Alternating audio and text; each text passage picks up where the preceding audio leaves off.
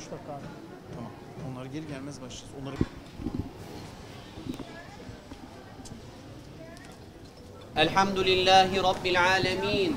Vessalatu vesselamu ala Resulina Muhammedin ve ala alihi ve ashabihi ecma'in. Allahümme ya munzilel kitab ve ya mucriyes sahab ve ya hazimel ahzab ihzimhum ve zelzilhum ve demmirhum ya Rabbel alemin. Ya Erhamer Rahimin, Ya Erhamer Rahimin, Ya Erhamer Rahimin. İstanbul'dan Gazze'ye gönül köprüsü kuran bu din kardeşlerimizin, esnaf kardeşlerimizin amellerini ve niyetlerini kabul eyle. Ya Rabbi bu mübarek cuma gününde dualarımızı kabul eyle. İcabet saatine isabet etmeyi nasip eyle. Ya Rabbi kazançlarını hayırlı, helal, bereketli, temiz eyle. Ya Rabbi Er-Rezzak isminle Üsküdar'la esnaflarımıza, özellikle bu Gazze'ye destek olan kardeşlerimize hayırlı rızıklar ikram eyle. Ya Rabbi buralardan alışveriş yapacak olan din kardeşinin derdiyle dertlenen kardeşlerimizin de rızıklarına hayırlar, bereketler ikram eyle. Çaresiz kadınlar, çaresiz erkekler, çaresiz çocuklar 707 gündür yalvarıyorlar. Ey Rabbimiz bizi halkı zalim olan şu milletten, şu toplumdan kurtar diye bize yardımcı gönder, bize destek gönder diye. Allah'ım bu yapılan ameli o desteklerden eyle ya Rabbi. Rabbena efrig aleyna sabran ve tebbit akdamena ve ensurna alel kavmil kafirin. Ya Rabbi bizlere sabır yağdır. Kafirler toplumuna karşı ayaklarımızı sabit kadem eyle. Kıymetli misafirlerimiz, Üsküdar esnafımızın girişimiyle Gazze'ye yönelik yapılan katliam ve soykırıma karşılık bir farkındalık oluşturmak, acil yardım çağrısı yapmak, Türkiye genelinde toplumumuzu harekete geçirmek üzere bugün ve cumartesi, pazar günü devam edecek olan 3 günlük bir etkinlik yapılmıştır. Bu konuyla ilgili bu kampanyaya destek veren sivil toplum kuruluşlarımız adına ve Üsküdar esnafımız adına bir basın açıklaması gerçekleştiriyoruz. Siyonist, ırkçı, insanlık düşmanı İsrail 707 gündür Gazze'de vahşice bir soykırım işliyor. Çocuk, kadın, yaşlı, hasta demeden hunharca ve korkakça sivillerin üzerine bomba yağdırıyor. Saldırılar nedeniyle Gazze'de yaşayan yaklaşık 2 milyon insan her gün bir bölgeden başka bir yere göçe zorlanmakta, evlerini, ailelerini ve umutlarını kaybetmektedir. İsrail'in Gazze'de uyguladığı politikalar Nazi Almanya'sında bile görülmemiş bir acımasızlıkla insanlık onurunu ayaklar altına almaktadır. İsrail muhasarası altında olan Gazze'de sivil altyapı tamamen yok edildi.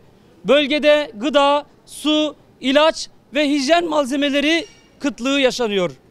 Soykırımcı katillerin saldırıları açlık ve hastalıklar nedeniyle 100.000 civarında Gazze'li kardeşimiz hayatını maalesef yitirdi ve şehit oldu. Dünyanın gözünün önünde yaşanan bu vahşet aynı zamanda insanlığa karşı işlenen sistematik bir suçtur. Uluslararası toplumun sessizliği ise bu trajediyi daha da derinleştiriyor. Tüm bu yaşananlara sessiz kalmayan vicdanlı insanlar Gazze için harekete geçiyor. Üsküdar esnafı da Gazze'de yaşanan insanlık dramına sessiz kalmayarak Üsküdar'dan Gazze'ye gönül köprüsü çağrısıyla örnek bir dayanışma kampanyasına imza atıyor. Esnaflarımız bir günlük kazançlarını Gazze'ye bağışlayarak hem manevi bir sorumluluk üstleniyor hem de toplumsal farkındalık oluşturuyor. Birlik ruhuyla hareket eden Üsküdarlı esnafımız bu girişimin Türkiye geneline yayılarak daha büyük bir yardım seferberliğine dönüşmesini amaçlıyor. Kampanyamız çerçevesinde bugün gastronomi sokağı başta olmak üzere Üsküdar genelinde 100'e yakın esnafımız kazancını Gazze için bağışlayacak. Bu kampanyanın devamı niteliğinde yarın ve pazar günü inşallah hemen yanı başımızda bulunan Valide-i Cedid Camisi avlusunda Gazze yararına hayır çarşısı kurulacak. Tüm vatandaşlarımızı bu organizasyonlara destek olmaya davet ediyoruz. İnşallah bu kampanya çerçevesinde toplanacak yardımlar, bağışlar bölgede daha 7 Ekim'den bu yana insani yardım çalışmalarını bütün zorluklara rağmen sürdüren Türkiye'li sivil toplum kuruluşlarımız, İHH İnsani Yardım Vakfı, Aziz Mahmut Hüdayi Vakfı, Deniz Feneri Derneğimiz ve Sadaka Taşı Derneğimiz başta olmak üzere yine bu kampanyaya destek olan, bugün de burada bulunan Türkiye Diyanet Vakfımız, TOGEMDER, Sadece İnsan Derneği ve Tebessüm Derneği gibi derneklerimizin de inşallah destekleriyle Gazze'deki kardeşlerimize ulaştırılmış olacak. Bu vesileyle hem Üsküdarlı esnafımıza böyle güzel bir organizasyona imza attıkları için, Türkiye genelinde böyle önemli bir farkındalığın başlamasına vesile oldukları için çok teşekkür ediyoruz. Aylardır bütün dünyanın gözü önünde alçakça bir soykırım yapılmaktadır. Kadın, çocuk, yaşlı demeden hunharca bir katliam sürdürülmektedir. Gazze'deki bu vahşet sadece Filistin halkına değil, insanlığın haysiyetine yönetilmiş bir saldırıdır. Üsküdar esnafları olarak zulme sessiz kalmamak adına bu hareketi başlattık. Çünkü sessizlik zulme ortaklıktır. Susmak ise onursuzluktur. Bu nedenle bir günlük kazancım Gazze kampanyasını başlattık. Bu adım sadece bir bağış değil, esnafımızın alın teriyle insanlık onuruna sahip çıkışıdır. Bu süreçte yalnız değiliz. Esnafımızla birlikte birçok sivil toplum kuruluşu kampanyamıza destek oldular. Esnafımızın dayanışması ve STK'larımızın katkısı bu hareketi daha güçlü ve daha anlamlı kıldı.